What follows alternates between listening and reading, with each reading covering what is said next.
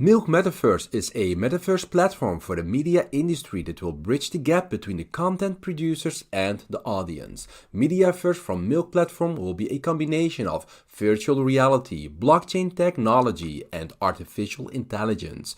Visit the website metaverse.milk.global.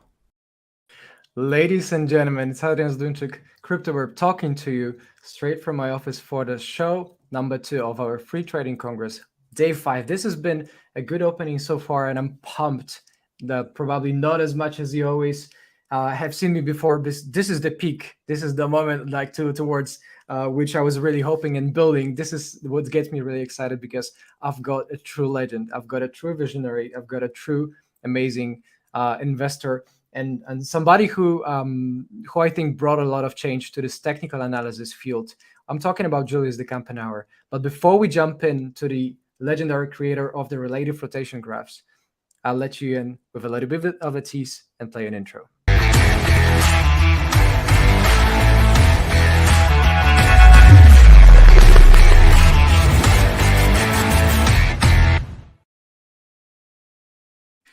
Once again, Adams Dunch, CryptoBurp, welcome back.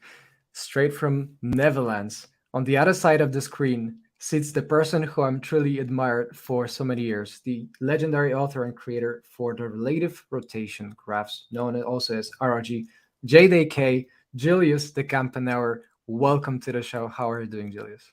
I am fine, Adrian. Thank you. And so much thanks for putting no pressure on me. I did my best. I promise. I did my best. But this is all well deserved for everybody. Again, I think that ever since I discovered along my CMT charter program, since I discovered and came across RRG, I was blown away. I was like, this was something else. Like I never seen anything like that before. And I think this entire beauty sits in its own simplicity to the core, if you think about that, right? This is respecting very, very, very interesting phenomenon that I hope to discover with you, because we are going to probably talk about the momentum principles, about the sector rotations, about the relative strength, again, fluctuations of different asset classes. But before we go in there, before we discover and let the community audience discover what JDK has for us for the RRG charts, well, why don't you let us a little bit know about your story? Yeah, I mean, we can go ahead, and you put on the agenda that you wanted to know about JDK. So I'll give you a bit of a background. There's a real quick bio. It's a little bit too short. I'm 59 years old now, and I started my journey way back. Actually started in the military. I studied at the military academy in the Netherlands, and then served as an Air Force officer for 6 years. After that, at the academy, I studied economics. So we had various streams that we could study, and my stream was economics. So next to being an Air Force officer, I was educated in economics related to the military. And that actually got me started because I studied options and options theory, because the Dutch Air Force was buying F-16 planes and we needed to pay them in US dollars, and we were losing a ton of money on the currency exchange. So that was a little bit of my introduction to the financial world. Got to know options theory, studied options theory, and then after a number of years, I decided to move from the Air Force into the financial world. Started working as a portfolio manager. And during the 90s, I held various positions on the buy side meaning the people with the money, basically. So institutional asset managers, pension funds, those kinds of people. And then in 1999, I moved to the sell side. And those are the people who are the salespeople, the traders, who are actually kind of in an advisory role and a trading role, executing orders on the market. So that's a bit of my experience there. And then from 2008 to 2014, I went back to the buy side as a portfolio manager for a smaller asset manager. And then in 2014, I founded RRG Research. Basically, after RRG was published for the bigger audience in 2011 on the Bloomberg terminal, that was the first. I used it in my research already for quite a while, but in 2011, it got moved to a bigger bigger audience when it was published on the Bloomberg terminal. So personally, I lived and worked in central Amsterdam for more than 20 years. About 3 years ago, we moved to an old horse boarding stable just outside of Amsterdam. I've got one wife, second wife. I got one daughter, which is still at home. I got another son and two other daughters who are grown-ups. They're adults. They're out of the home. And here we've got 9 horses, 2 dogs, and 1 cat. So there you go. That's my life. 9 horses. Okay, we're going, I guess, to jump into the details. This is pretty sick. This is already such an interesting intro, because somebody would come up and they are going to be like what the hell? Like how does military combine and then translate into financial markets? Like, and there we go. Right. This is a very interesting bridge up there. Yeah, absolutely. Thank you for sharing that. Thank you for sharing that, Julius. No problem. What I think is, luckily for all the viewers and listeners, because we're going to talk about a subject really that, in my personal opinion, can change the way you perceive the markets. And this is no BS. I really did change. This definitely changed the way I look at the markets. There's no question marks about that. One of the main principles that stays and lays on the very foundations for the ORG, for the relative rotation graphs, is relative strength. I know you also have presentation for our viewers and listeners, so just let me know whenever you're ready to share it, so that we can talk about relative strength a little bit. I'm ready to go ahead. Okay, let me play it. If everybody get ready, it's on.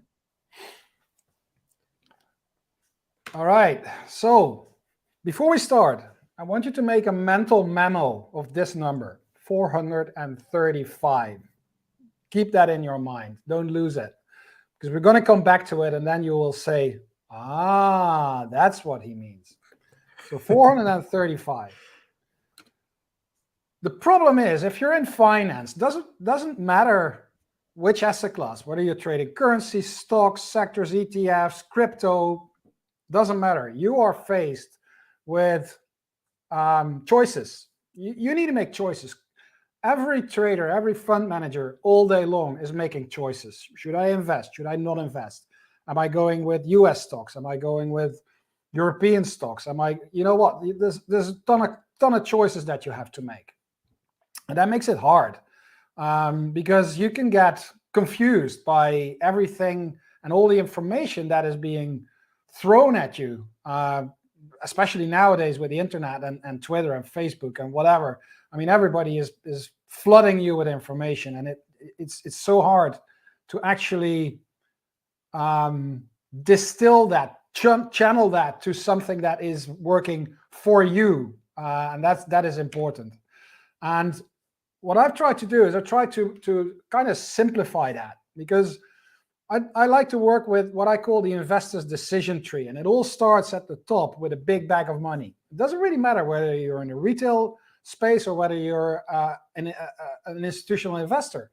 It's just the size of the money in the bag is probably different, but the principles and the way you approach the market can be very, very similar. So let's say that you're starting at a high level and you need to choose between bonds and equities. That's a very simple choice. Am I going to invest in bonds, or am I going to invest in equities? Or maybe am I going to do 30% in bonds and 70% in equities, or the other way around, or whatever variation you come up with? That's quite easy, right? That's a decision that we can take. However, the world is not that simple. Actually, the world is divided in various geographical locations. So if we, again, simplify that and we say, I can choose between the US, between Europe and Asia. That means that you already have inside the bond market 3 different choices, and inside equities also 3 different choices. So you can feel that this is growing, and the number of possibilities is now growing on you, which also means that the stress and the amount of time that you need to spend on analyzing all that stuff is going to increase. So when your choice has a broader scope, then there is basically inside the technical analysis toolkit, there's basically only one tool that can really help you to distinguish between security A or security B, and that is relative strength. Don't confuse this with the RSI, with the relative strength index that probably everybody who's ever looked at a technical chart or has opened up a technical analysis package knows about it. What I'm talking about here is comparative relative strength. So we are comparing one security with another. We're going to compare a sector with a benchmark. So technology sector in the US with the S&P 500. If you're in Europe, banking stocks with the stock 600. If, I don't know, whatever. I mean, we're going to compare two tradable securities. That is the most important basics of relative strength, and therefore also for RRG. Now, what is relative strength exactly? And that is, it's actually super simple. So here you have a chart of the healthcare sector, XLV. That's the ETF that tracks the healthcare sector. And relative strength is nothing else than the healthcare sector divided by the S&P 500, divided by SPY. And you can see that this blue line moves up and down. And it's quite interesting because you see that healthcare, the sector itself is moving up, but relative strength is moving down. What that tells you is that despite the fact that the sector is moving up, there were at that time other sectors that were moving up faster, or the S&P was moving up faster. And then you can see that for a while we move kind of sideways. Then both elements, so XLV and SPY, are moving in the same direction. And then since the start of this year, you can see that the relative strength for the healthcare sector is actually moving up. And that means that the healthcare sector, basically since the start of the year, has been outperforming the S&P 500. So a very basic takeaway, a very basic real-life implementation of this type of analysis would be that, let's say from April 2020 onwards, you would have been better off owning SPY. Here it doesn't matter. And from this year onwards, you are better off owning the healthcare sector, so XLV. Now be careful, because this is all relative strength. The fact that this line is moving up does not necessarily mean that the price is moving up. This is a tool that is very often used by institutional traders, by institutional fund managers, and their job is to outperform a benchmark. And they're in a world where if the market goes down 10% and your portfolio goes down 5%, yes, you lost 5% of your client's money, but you're still a hero because you outperformed the S&P 500 by 5%. I mean, in the retail space, we don't really like that, but that's how it works in real life. That's how it works in institutional investments funds. They need to outperform the benchmark. They are a lot less interested in what the market as a whole is doing, because that's not their mandate. The guy who is running a technology portfolio in the US, got a couple $100 million in that portfolio. His job is to outperform the technology sector.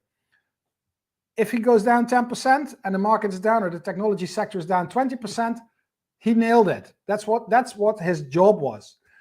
We can use that in retail trading to our advantage, but you got to keep aware of the fact that relative strength as such doesn't mean that the price is going up.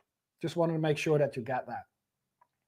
Now, the problem here is that this is a one-on-one comparison.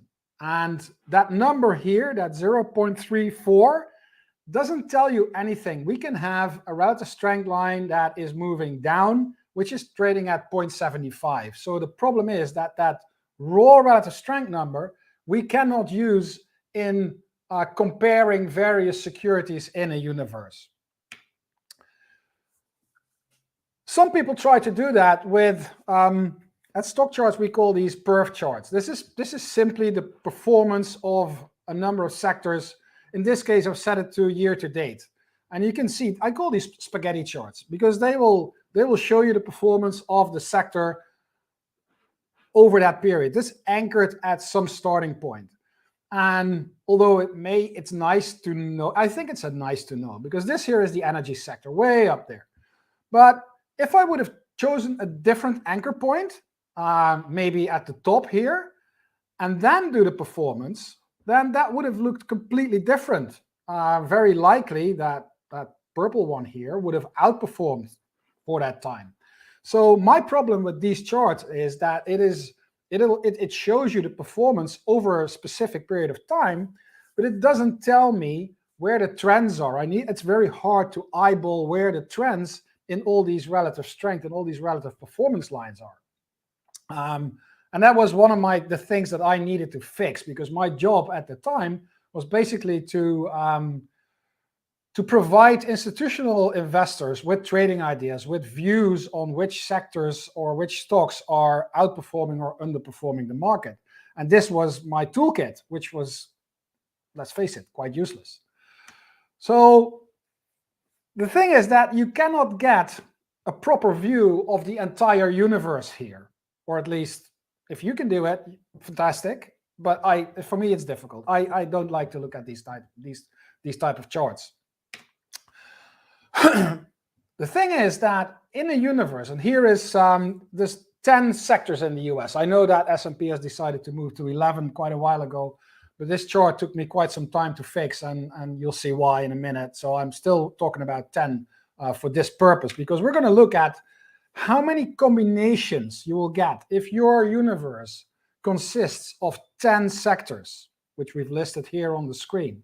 That basically means that you have 100 possible combinations. You got 100 blue squares on this screen. Now, if you are looking at relative strength, you don't have to analyze energy versus energy, because that is a straight line. There's no differentiator there.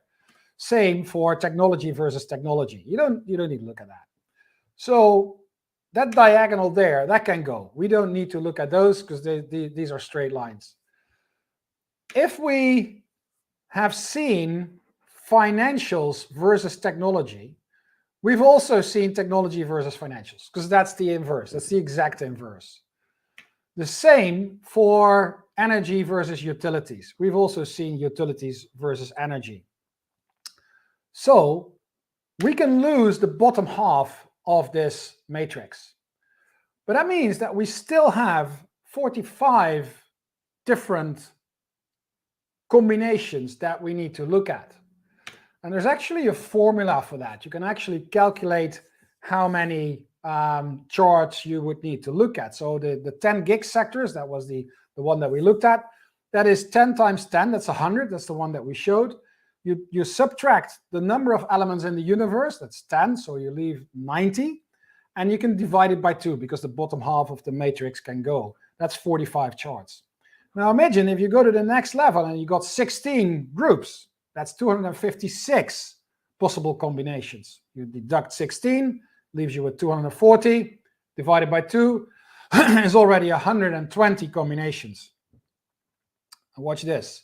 Dow Jones 30 individual stocks, 435. Remember when I put that number on the screen? If you want to look at the universe of 30 stocks that are currently in the Dow Jones Industrials, and you want to make up your mind on which stocks are stronger or weaker than the others versus each other and versus the benchmark, you need to look at 435 charts. Even if you would be willing to do the work to flip through 435 different charts, it'll still be difficult to put that all together in your head, because you flip through the charts and you say, hey, this is number 15, looking pretty good. Number 23, oh, that's also pretty good. Number 100, oh, I like 115. You know, it doesn't match. So you need a different way to actually visualize that. To the human brain, you can't flip through 400 charts and make up your mind about which sector is the strongest or the weakest. So we need the big picture in one picture. And here comes my military background. What you see here is a small sniper unit, usually at an elevated position. And we call them Overwatch. And when you're in the military, one of the things that you learn is that situational awareness is super important. When you're in the field, you need to know where your enemies are and where your friends are, because you don't want to be shooting your friends, will you? So in order to do that, the military have a structure where you create an overwatch unit. And in this case, it's a small army unit at a higher position. I come from an Air Force background. We've got AWACS planes, airborne early warning and communication systems. Those are the big Boeings with the domes, with the radar domes that fly over a theater, and they can beam down and they can tell you exactly where all the units and where the enemies are. That will give you a big picture, and that's related back to the soldiers on the ground, and they'll tell you, you need to go there is risk over there, there's an enemy over there, there's possibility to do over there. We're going to apply that to finance.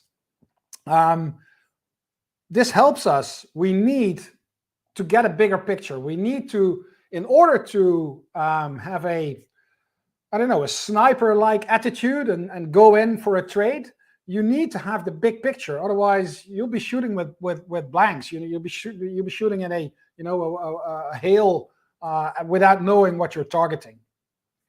So that is where a relative rotation graph comes in, super helpful to show you that big picture of the theater that you are operating in.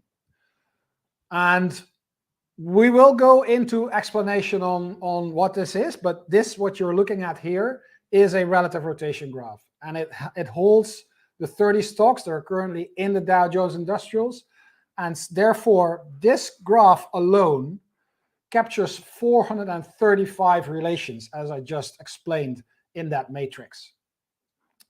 Now, where does that come from? A relative rotation graph shows you trends in relative strength or trends in performance of multiple securities in a universe against a common benchmark and each other. That's the definition. Now be careful, they don't show relative performance as such. That is different. A trend is different than performance. We show trends in performance. Imagine simplest comparison would be a simple price chart, a simple bar chart, which is like all jiggly, that is the actual performance. And then you have a moving average, which shows you the trend in that performance, which is much nicer and much slower. What you will see in a relative rotation graph is that we're picking up trends in relative strength. And the most important takeaway is that trends actually do exist in those relative strength lines, as we've shown on a previous chart. What we also shown was that numerical value was of no use. So when I was working on the sell side as an analyst, a lot of fund managers asked me what my best picks were. What is your best sector? What is your best stock? And based on those raw values, I could not actually give an answer on that. Oh, that's too fast. Go back. Go back. That was not possible. So the first thing that I developed was now known as the JDK-RS ratio, which is basically a metric of trends in relative strength, which is comparable across the universe. So this number is comparable across all the other elements in the universe, where the 0.35 is not comparable, the 103.16 is comparable. And the basic takeaway is when that red line, when that JDK-RS ratio is above 100, there is a relative uptrend. If that JDK-RS ratio is below 100, it's in a relative downtrend. And I worked with that in the second half of the 90s. And you may remember that 99, 2000, we had the dot-com bubble, and the Nasdaq went to 5,000, and everything went up. And there is a trend following component in the way that RS ratio is computed against everything else. And I remember very well when the Nasdaq started to decline, and all the tech stocks started to decline. Obviously, because of the trend following aspect, that RS ratio for a lot of these stocks was still very high, was still very elevated while the market was coming down. So I got an email from an Italian investor saying, "Hey Julius, this time your system didn't work too well." And I just had to think, he's right. He was right. I mean, it was slow. So I thought I need to fix that. I need to come up with a way as some sort of an early warning system. And eventually that became the JDK-RS momentum. And it's based on rate of change. Because as you know, rate of change is actually an early warning indicator. Rate of change is a leading indicator in technical analysis.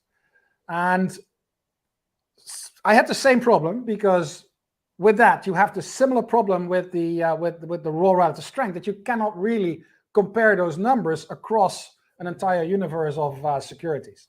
So I ran that JDK-RS momentum, goes through the same algorithm as JDK-RS ratio to actually pick up the rate of change of all those different trends. And that became JDK-RS momentum.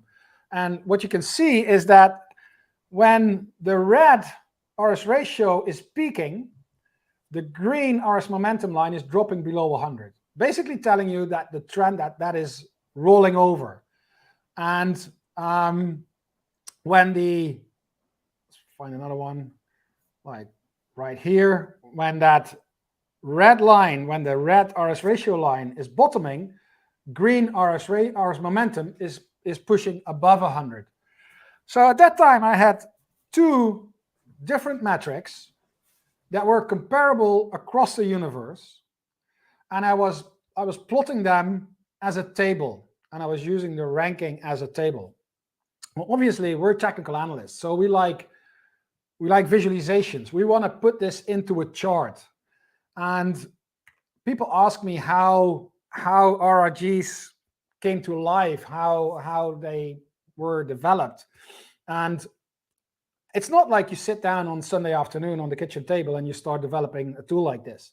So I had these two metrics, and literally on one day I was playing around in my research document, in which I had the two columns with the data, and I selected them and I started in Excel, choosing different graphical formats to see if I could sort of make that more visual. And all of a sudden I hit scatter plot, and then I got this picture where the images were scattered out over a scatter plot, where you could immediately see where they were moving.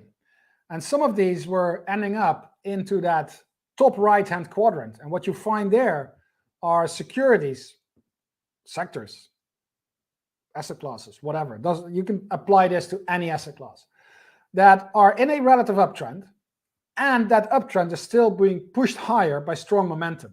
So that's leading. The first thing that will happen, because you know that rate of change is a leading indicator, it will drop into the weakening quadrant.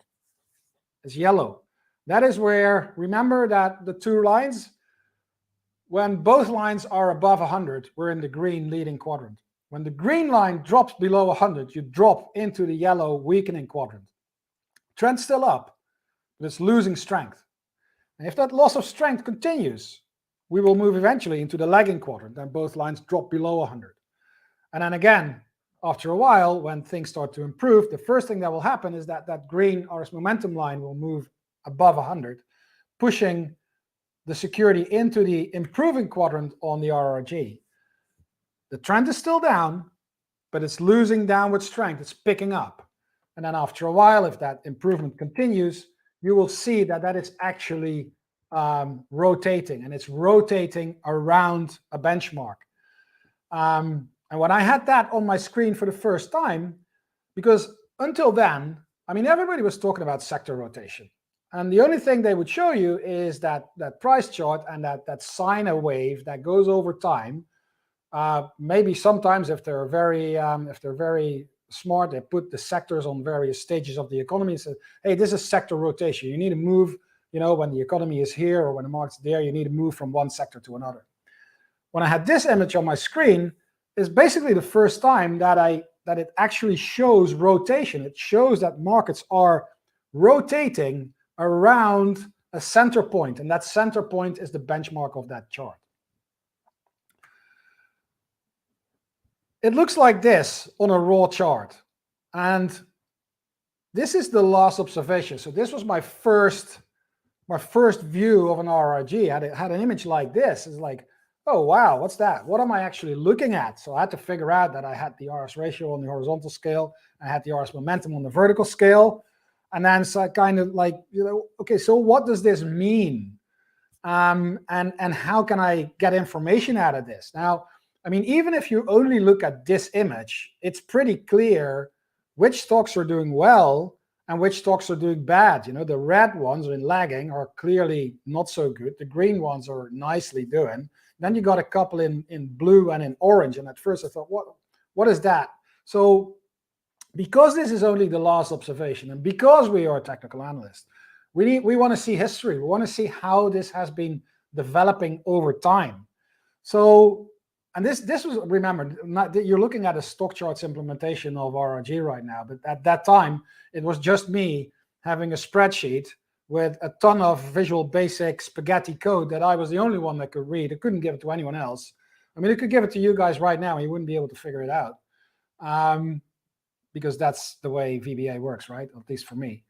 So what I did is I actually added an additional data point, and I managed to figure out how I could connect them to each other. So that was this image.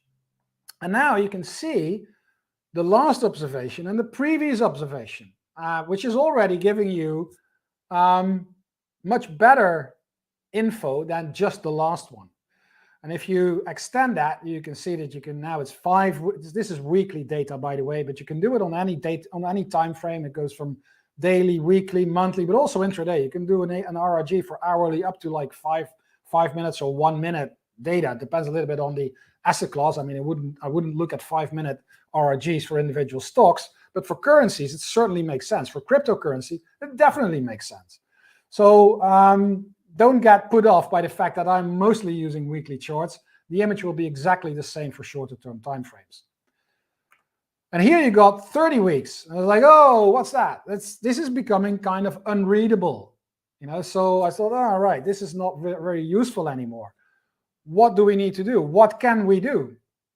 Now, what you can do then is actually make it move. So we developed a tool that can actually show you the rotation. And when this started happening, you see, now we can actually see that these stocks are rotating around the benchmark. So when you have the ability to actually slide through history, you can see how these trends in relative strength are developing over time. Fast forward. By the way, we've used stock charts until now. This is an Optima chart, another platform that carries relative rotation graphs, and is more. It's a little bit higher up, and it's got a lot more quantitative usage. You can actually call the functions, you can do calculations, you can scan, you can backtest, you can do a lot of stuff with that. So here again, we've got the 30 Dow stocks scattered around the plot, and the next thing I needed to figure out is, what is the interpretation? How do we need to interpret what we now have on the screen? Because it looks nice, but what can I do with it? And my first takeaway was like, okay, so the top right hand, that's what you need to hold. That's what you need to have in your portfolio already, because that's the good stuff. It's outperforming and it's being pushed higher by strong momentum. Now, the stuff in the bottom right is where you look for sells or rebuys. And what I mean by that is that if you study RRGs more, you will find that in the case of a very strong trend, the rotation will take place completely on the right-hand side of the graph. So you won't travel from leading to weakening, lagging, improving, back to leading. It's very well possible that a security moves from leading into weakening and then turns back up to leading and makes another positive rotation. And you gotta, in your head, what you need to visualize, imagine, is a relative strength line, which is never a straight line. It just has got a series of higher highs and higher lows. When it moves, when that relative strength line goes through correction, it will dip into that weakening quadrant, and when it picks up again and moves higher, it'll rotate back to leading. So it's a series of higher highs and higher lows that will show up on an RRG as a rotation that takes place completely on the right-hand side of the graph. if it actually moves into lagging, that's what you don't want to have. That's what you want to avoid, because that stuff is underperforming and is being pushed lower by weak rate of change. So that's what you don't want to have in your portfolio. And eventually you go to improving, and that's where you look for buys or for resells, because here you can have a similar situation where a security rotates in a very weak trend completely on the left-hand side of the graph. If I may, Julius, real quick, Sure. for everybody who's listening, this does not only apply to stocks, right? Julius is actually right now showing a couple of a basket of different stocks. Like it does apply to cryptocurrencies. It does apply to it does apply to bonds, cryptos. to everything. Yes, it does. It does apply to everything. This is the most beautiful thing about this chart, right? Yeah. So just maybe later on, your guys are going to get a couple of insights, maybe about cryptocurrencies if we are lucky again from Julius's generosity. We can do that. We can do that. I'll speed up because I see that we still have like 15, 20 minutes left. We can adapt that. Let's make this kind of interactive. Okay. I'll bring up some real-time charts for you. So okay. Let's quickly finish up this thing here. So the initial rules of thumb, because when I had this, I thought I was a genius. I mean, Adrian calls me a genius. I thought I was a genius, but you are. 20 years later, I know I'm not, because I still haven't figured out what the absolute buy and sell rules are. Because, well, I probably figured out I'm a genius of figuring out that they don't exist, which is probably like, I don't know. But the thing was that when I had this, I thought, all right, that's easy. When it crosses from improving to leading, that's a buy. If it crosses from weakening to lagging, that's a sell. And I started to do that. I tried, tested, etc. And what I found out is you're actually very late. You're late to the game. And then I thought, you know what? Maybe it's a buy signal when you go from lagging to improving, and it's a sell signal when you go from leading to weakening. And then again, I thought, that's not always the right thing, because there's a high degree of error, a high possibility of error. And I started to think about it. And I thought, how can I best explain this? So when something is moving from improving to leading and vice versa, it takes quite a bit of price movement and relative strength movement to continue that, to complete that rotation. So you're late to the game. If you do the aggressive version, you're very early. But we all know when you're very aggressive or very early, there is a good chance that you're wrong. But you know very quickly that you're wrong. So the best way to explain it is that the aggressive buy sell is like when you would just trade on a moving average. That's your 5-day moving average. That fluctuates every time. So you go in very, very fast and you go out very fast. You go conservative buy, conservative sell. That's probably your 50-day moving average. Before that moves, market has already moved quite a bit, and it's likely to move further. So that's probably it. So what is the ideal? I don't know. It depends on your individual trading style. It depends on the time frame that you're using, or investment horizon, what you feel comfortable with. Not everybody is comfortable trading very aggressive or very conservative. So there's no right or wrong. There's no real like this is it. Yeah, this is going to take quite a while. So let's just go to some live charts for you then. That makes a lot more sense. I need my browser back. Here's my browser. That's you guys. Okay, and while Julius is searching for it, everybody, I hope this goes without question, without saying that what you should do is probably you should go immediately and rush to Julius's Twitter account. You're going to find it, surprise, surprise, under RRG Research. Handle is RRG Research, right? The master. That's it. Yep. RRG. Absolutely. That's where you're going to find it. Make sure you hit the follow button. Definitely, this is going to be one of the best follows in your trading career. I promise. You have my guarantee for it. So this is actually a live chart of the sectors. This is on stock charts. So we have you can actually stick in whatever you like here. Make it a list. Let's throw in a couple of cryptos, the ones that you're tracking. Well, we actually do have a crypto list. So here there's crypto and currencies are special breeds. They're a special asset class. Because what is just for fun, let's start with currencies. And that moves to cryptocurrencies. And the reason is because I need to explain something. Because what is the price of the US dollar? Or what is the price of the euro? It doesn't exist. There is no price for the US dollar. You can express the price of the US dollar in euros, or in British pounds, or in Swiss francs, but the price of the US dollar just doesn't exist. So in this image here, basically what it means is that a currency pair, is a relative strength in itself. It's a comparison between different currencies, and that's the price that comes out of it. So that's the relative strength. It's the relative value of one currency expressed in another. That's why for currencies, we needed a special benchmark. And the benchmark on stock charts, the symbol is $1. And it's simply a line that moves straight. It's always 1. So basically, we lose one step in the algorithm to compare all these together. And what you can see here is that these currencies, they also rotate. And in this case, the center of the chart is the US dollar. Now, if I'm in Europe, and I just learned that you guys are in Europe, so there you go. You want to look at the euro base. Nokia euro we don't have. And then you can see now everything is rotating around the euro. And so you can actually tailor that chart to your specific situation. Now back to currencies, to cryptocurrencies. So here you got cryptos, and now all these cryptos. So this is a list of cryptos. It's far from complete. Stock charts has, I don't know, whatever. Every cryptocurrency above $1 billion market cap is on the system. So that's quite a bit. And here you can see all the cryptos expressed in US dollars. So the US dollar here is the center of the chart. And we have them weekly. You can also do them on daily.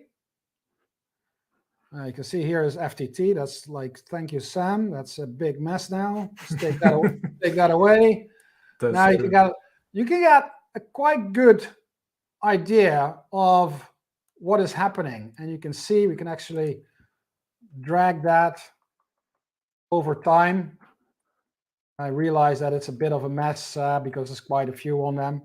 And I actually had a top turnover crypto list. So here you go. This is a little bit more visual. See that Luna all of a sudden is right up there. And so that would be, for me, that would be a chart that I want to see. What's going on there? I need to see what's going on there. Again, here, FTT, we can safely take that away because that's only disturbing. Let's take Luna away because we want to look at that. And now I got what's going on. So here, Dogecoin. What's happening there? ADA. So without looking at those charts, I would now be kind of inclined to look at positions where I would be long Doge and short ADA, or short Sol, or long BNB, long Litecoin. Ripple is okay, but it's losing momentum. So in one image, I can immediately start to make up my mind in terms of what's happening in the crypto space. And if we do this on, I don't know, let's say 30-minute chart, you will get similar picture. Here you go. Now this is 5 periods. So this is the last 2.5 hours of trading, which you will see now here on the chart. And you can see the nice thing is that if I wouldn't tell you that this is a 30-minute period, and it would show you this chart, you wouldn't know whether it's a 30-minute, a weekly, or a daily. It's the same with a normal price chart, where if you take away the price chart and the time and the price axis, you wouldn't know whether you're looking at a weekly, a monthly, or a daily chart.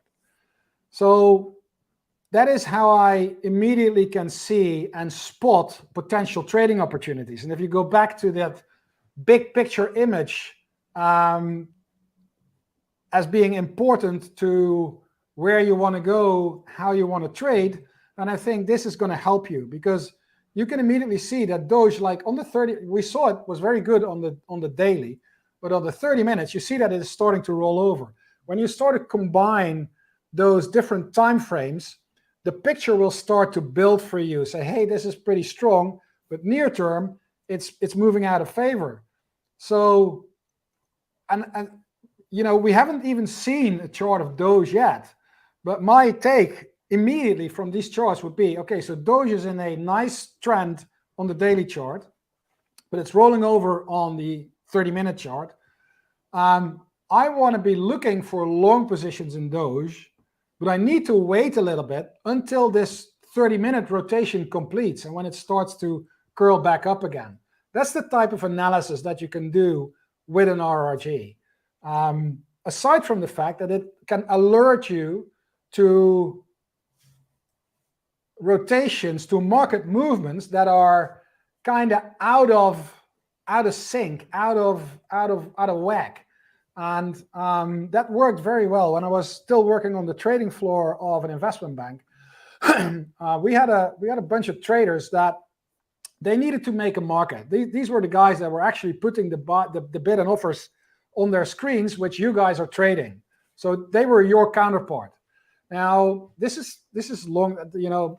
Algos and bots weren't around at the time, but these guys would typically have to make a market in 20 individual stocks.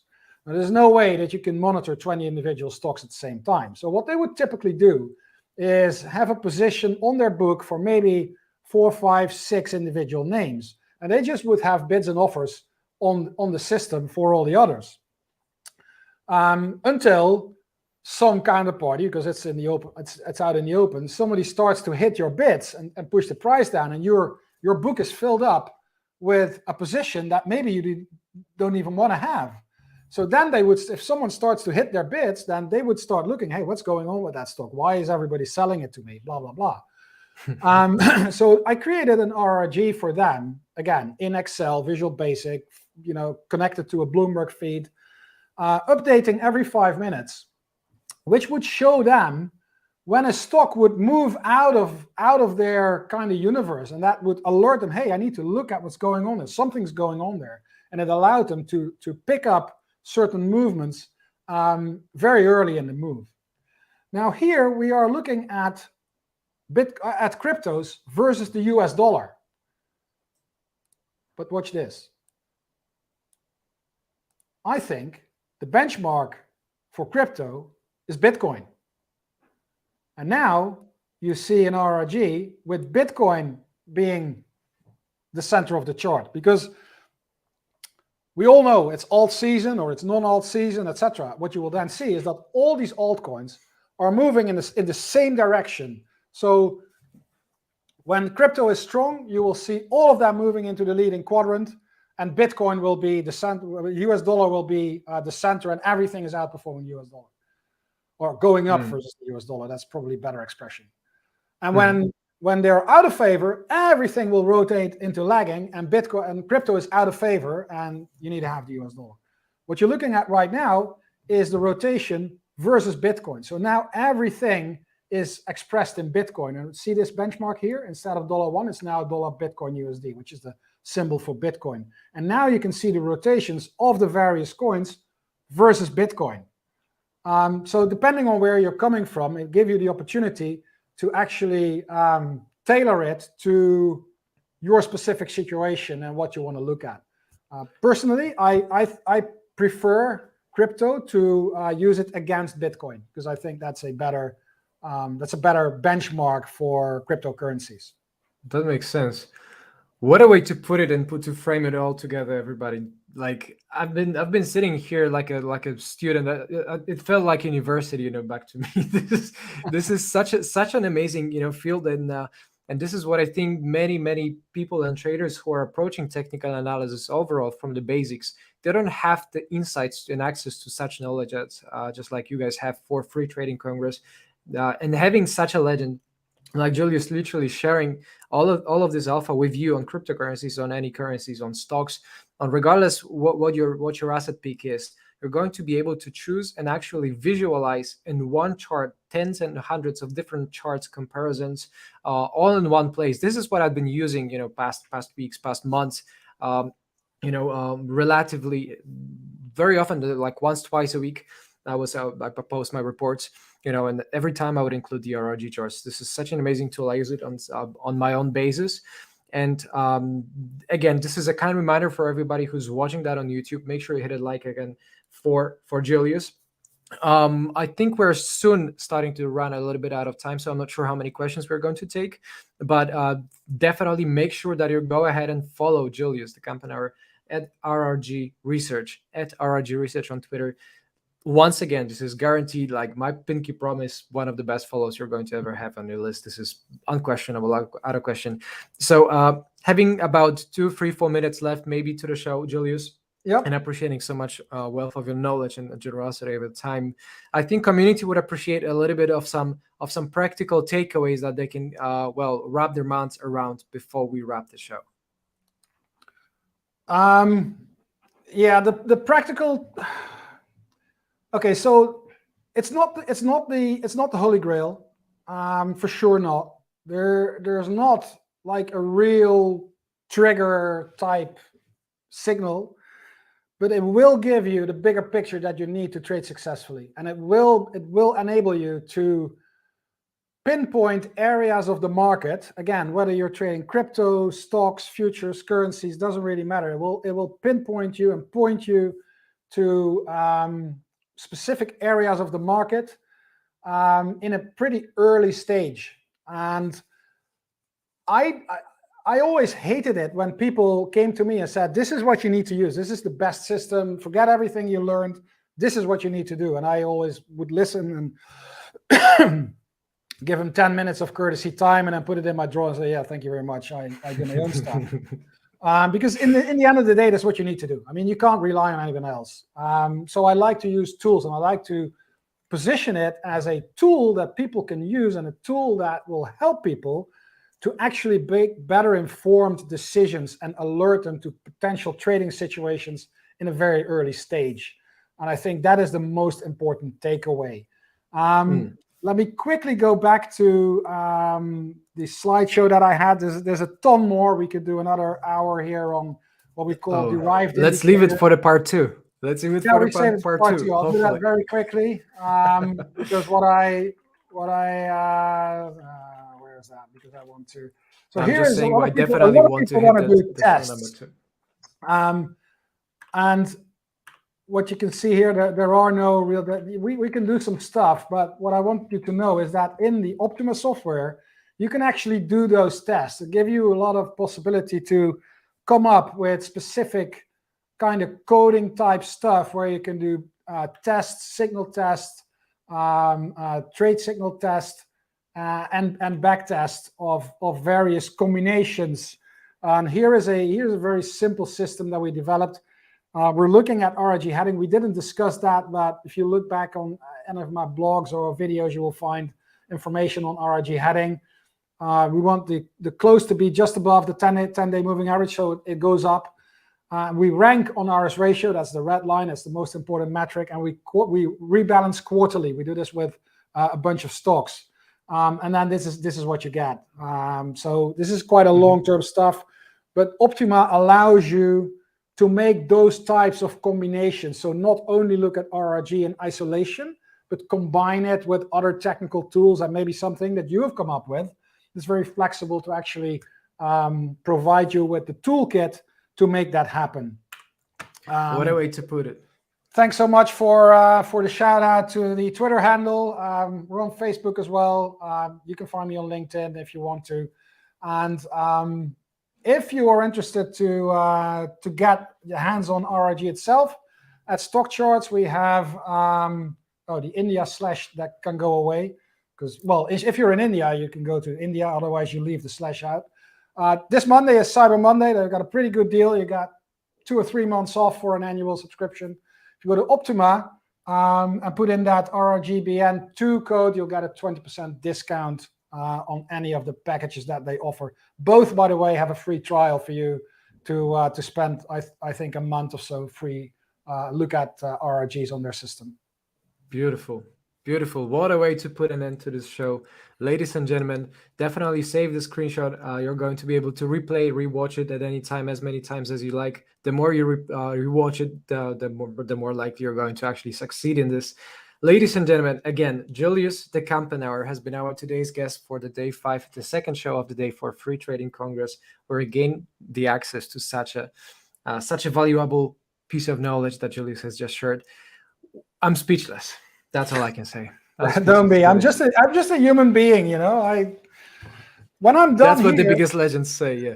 Let me put this into perspective. So I told you, we live on a farm. So my office is in part of the farm. When I'm done here, it's 5 p.m. now. I walk out, I put on my boots, and I'm actually going to shovel horse shit. So yeah, there you go. Straight out the charts. This is a reality check. I love it. You are so down to earth. Thank you. This is amazing. Julius, it's been my greatest pleasure, and do really mean it. Let's try to bring you back on the show in some time, definitely whenever you have time. This is going to be part 2, hopefully. I'm promise I'm speechless. I don't even know what to say. I'm just fulfilled. Thank you so much for coming. Be my pleasure. Julius the Kampenauer has been our today's guest. This is legendary episode. Rewatch it endlessly and you're never going to regret it. God bless you all. Thank you so much for coming. And I see you guys in a couple of minutes on another show. Bye-bye.